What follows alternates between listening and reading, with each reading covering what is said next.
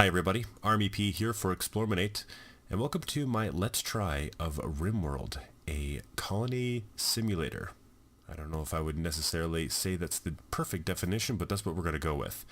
Now, typically I do Let's Plays of 4X games, specifically Stellaris, but lately there have been more reasons not to play some of the larger 4X titles than there are reasons to play them.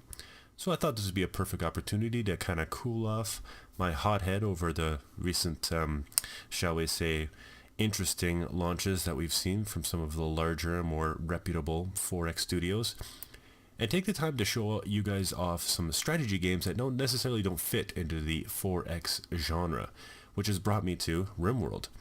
This game has become highly recommended from several people that I trust their opinions on. It has an exceptional rating on Steam, probably one of the highest ratings I've ever seen. And I think it deserves a lot more attention than it's actually gotten, because although it may seem simple in its onset, it's actually quite a deep game and can really challenge you and really entertain you at the same time.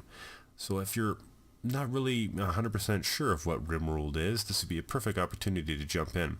And especially because I have almost no experience in any of in Rimworld in particular, and I also don't have any type of experience in some of the games that it's inspired by, which probably would be maybe Dwarf Fortress. I have played a little bit of Prison Architect, which has a very similar kind of look to it, and some of the mechanics are shared, but I didn't necessarily kind of bite on to Prison Architect the same way that I definitely got into Rimworld. So I want to thank Gluteon Studios for giving us a key, and we're going to show off exactly what this game's all about. Now, total disclaimer, and I kind of just mentioned this, right before we started, I am inexperienced with these type of titles. So much so to the fact that I'm almost considering this a blind let's try, because this game has been in early access on Steam in particular for about a year now. This is my first time playing it. I've only gone through the tutorial, and even going through the tutorial, I can tell you, though, it does provide you with the basics that you're going to need. It's nowhere close to where to provide you with everything you're going to need to know to actually win this game. And I say win this game, but I'm not even sure it even has an ending. I'm pretty sure, I know that there isn't a part of the game where if you choose to take it, it will end, but there are a lot of times where Rimworld seems to set you up on a new story every time that you play it, and the stories are really driven by the interesting characters and the personalities that you get in the game. And I can see this being one of those games where you can take the option to end the game and to take a certain path, but choose not to because you're having too much fun. So without further ado, I think what we're going to do is I'm going to show you the beginning of a game, less the tutorial. Now again, this is going to be my first brand new colony that I'm not doing with the tutorial.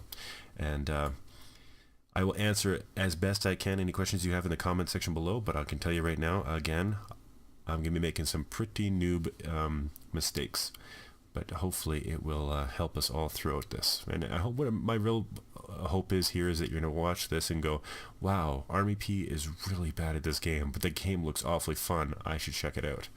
And I can tell you right now, having only played maybe 6 hours of this game thus far, I think it's worth checking out. But shall we go? All right, so we can choose a scenario to start off with. What I chose last time was Crash Landed. If you don't know any of the concept, I'll kind of explain. As far as I know, Crash Landed, I think, is the one that probably came out and is most popular. You're part of a giant colony ship that ends up having some type of disaster up in orbit. And you are one of, you're all three of the different people that you'll end up controlling, end up in cryosleep, and you make it off of the actual colony ship before it gets destroyed. The whole point of the game is, once you're down on the planet, is to hopefully survive long enough at least to build a settlement and eventually try to recontact your ship or something of that nature. I haven't really got that far, but there's enough points it points you in enough directions that you think that would be the way that it goes. So I guess what we'll do is, there's lots of other situations here, or scenarios. There's Lost Tribes or Rich Explorer. These sound great, but tell you the honest truth, for the all intents and purposes, I think what we're going to do is just take Crash Landed. Now, choose the AI Storyteller. Now,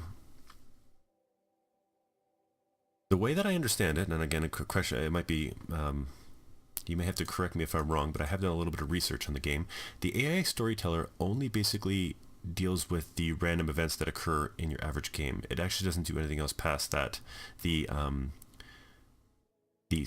challenge that you have is based off of this there's different choices here when it comes all the way from peaceful to extreme, and those have to do with the challenges of the actual random events that occur.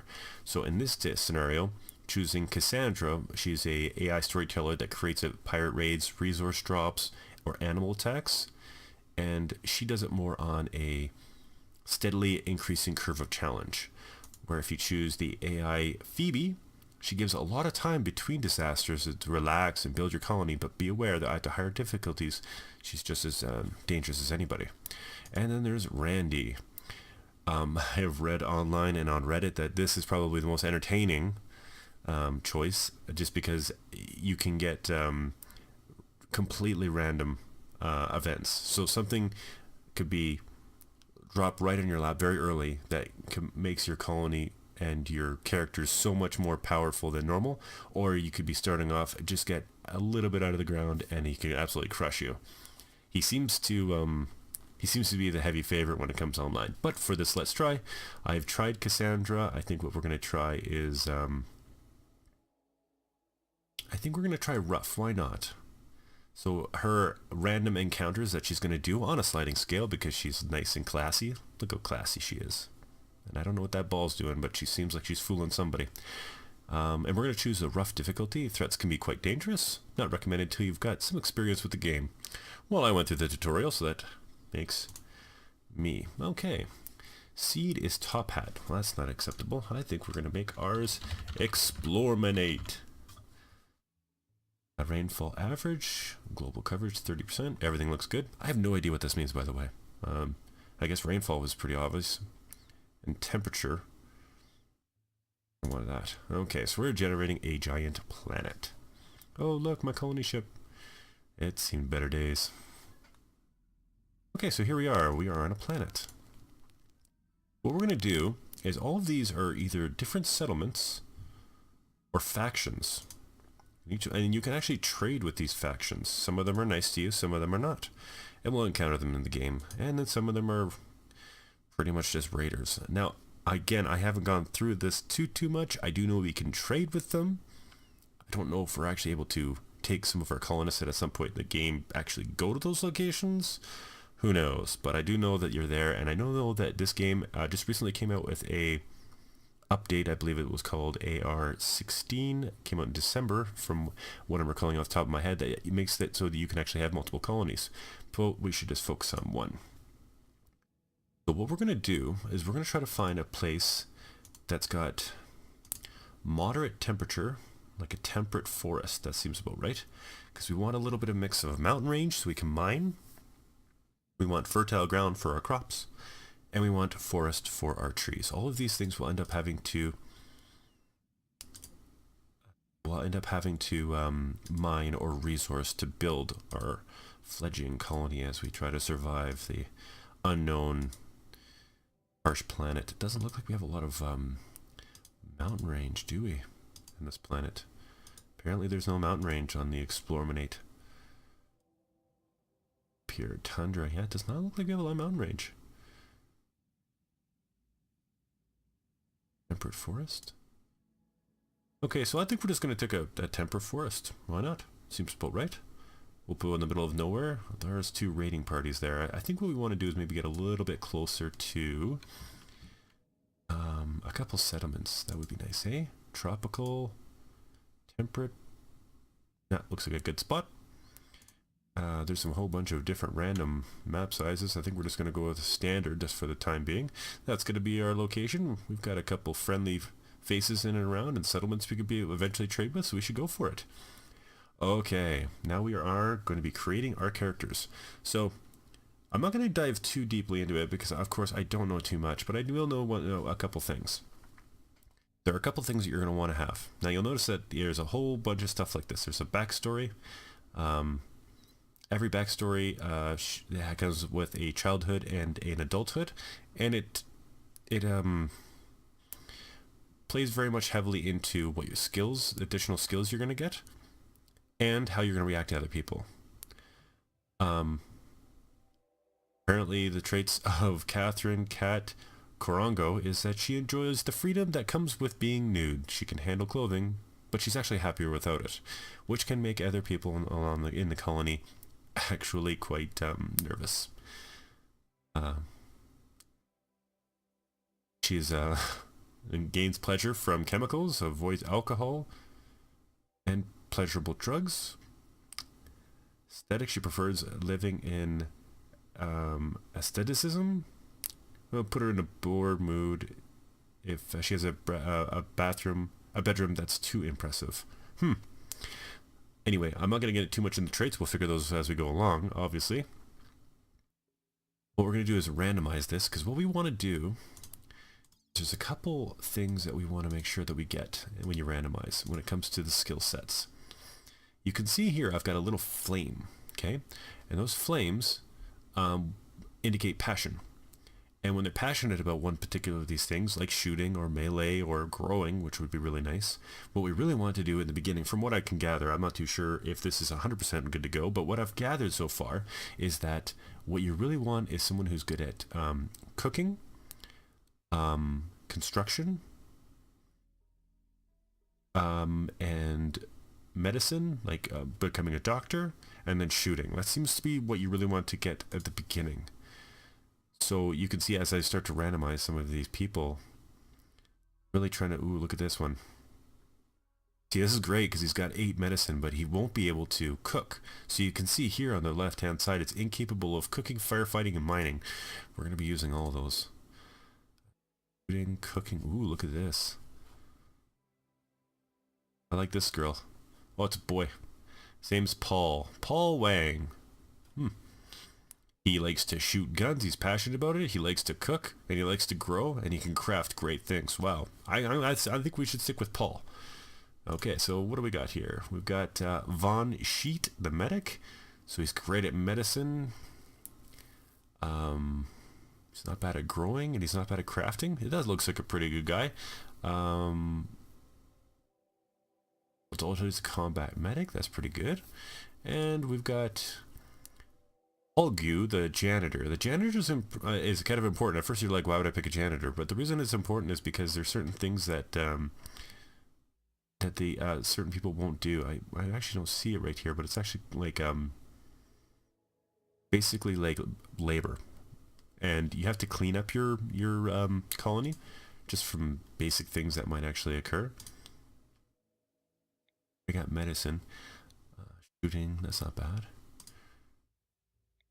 And if you don't, everybody gets sad because they're in a bad part of town. So what do we got? We got a grunt who will do about anything. We really need is someone who's like a laborer.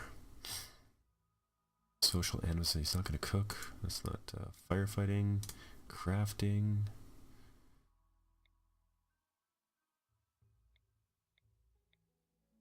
Boy.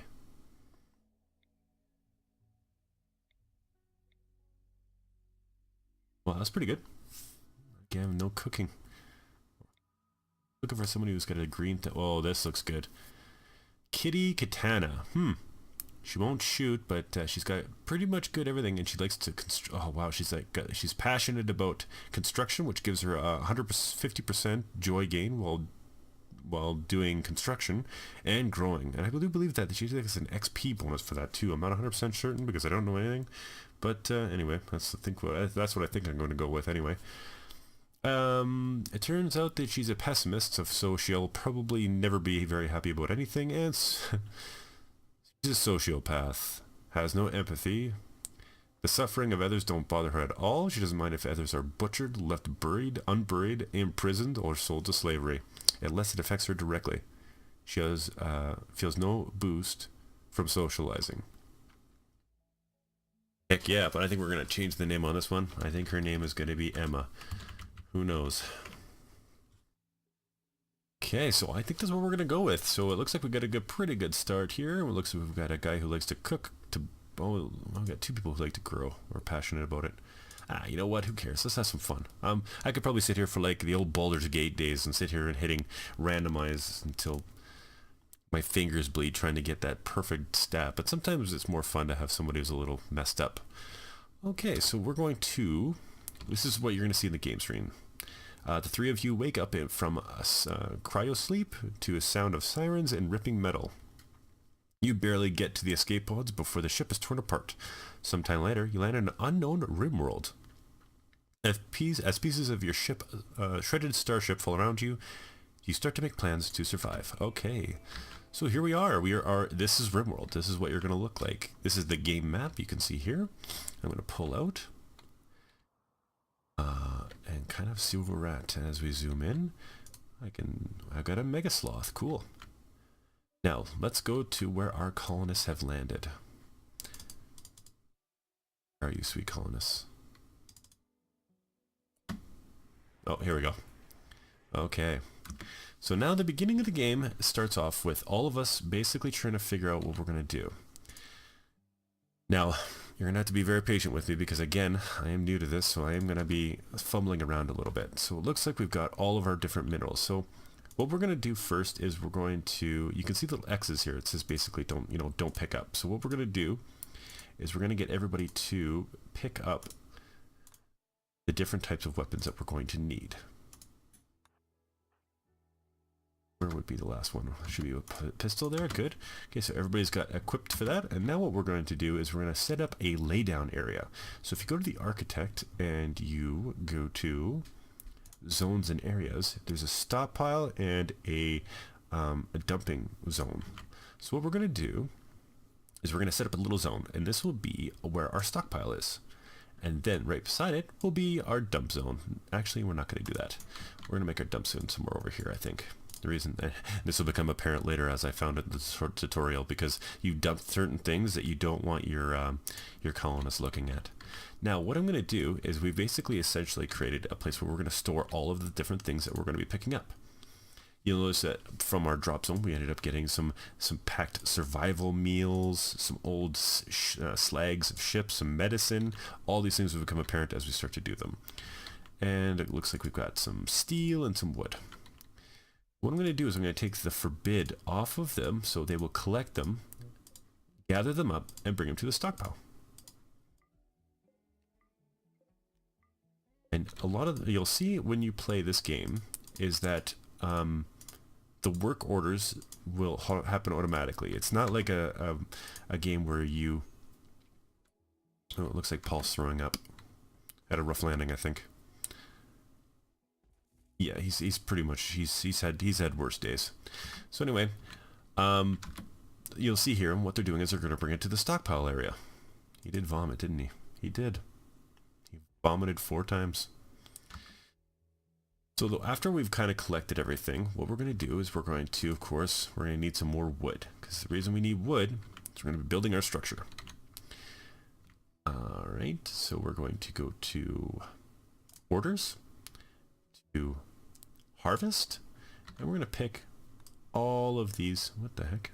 Oh, I think, chop wood, sorry. And we're going to click on all of these chop woods. And then our colonists will automatically start to chop the woods after they've done gathering all the things that we need to do. And then we're going to start the process of getting everything cleaned up and good to go.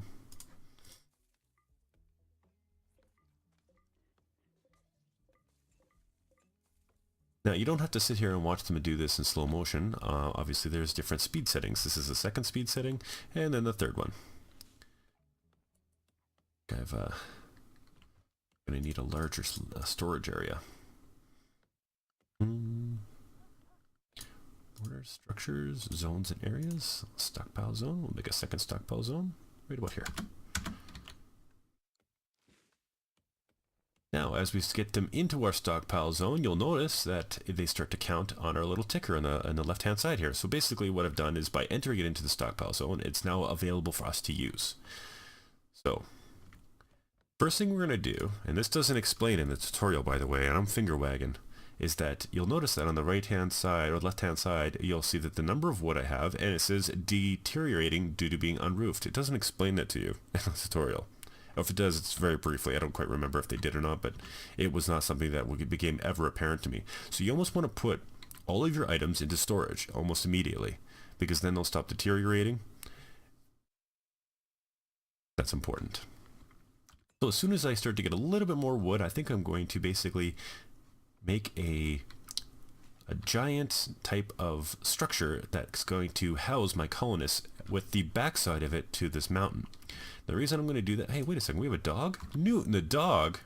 A male Labrador Retriever. Interesting. Okay. Okay, so what we're going to do is we're going to clear this out and we're going to build our first structure. Looks like we got enough there. Should be good to go. Okay, Arders. I think what we're going to do is... What we're going to do is we're going to go to the structure. We're going to choose a wood wall. And we're going to encapsulate ourselves. Why don't we make a big structure? 1, 2, and 3. That will be our structure. Our initial colony is in the process of being built. Now I'm going to speed this up a little bit, and you can see here that everybody starts the process of building. Now you'll notice that I have actually a tree in the middle of my wall, and he'll actually take care of that. What the first thing I'm going to have to do is, after I've built my wall, I'm going to have to make some beds. Because you'll see on the right hand side, it'll actually give us kind of a small amount of things that we're going to have to do. Now you can see here in this nice little thing, this says construction failed, because if you look at Von's sheet, if you look at, we go to his character, his construction's 5, so it actually might have been someone else. It actually might have been Quintana.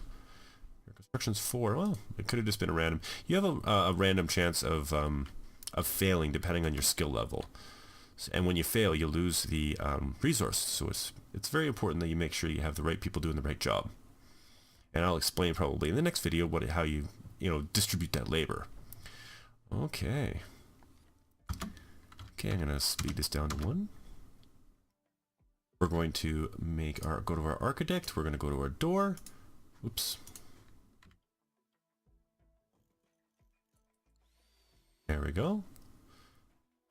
And they will automatically put roofing up, which is very important because later on you're going to realize just how we're going to have to grow all of our food.